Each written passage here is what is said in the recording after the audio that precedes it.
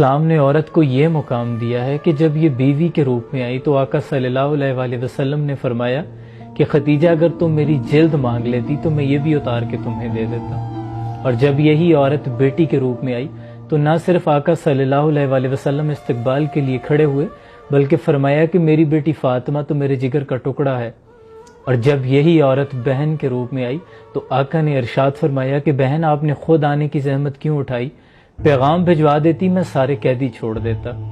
اور جب یہ عورت ماں کے روپ میں آئی تو اس کے قدموں میں جنت ہی ڈال دی اور پھر حسرت بھرے الفاظ کہے. آقا نے فرمایا کہ میرے صحابہ میں نماز عشاء پڑھا رہا ہوتا، میری ماں آواز دیتی محمد تو میں نماز چھوڑ دیتا، ماں کی خدمت میں حاضر ہو جاتا.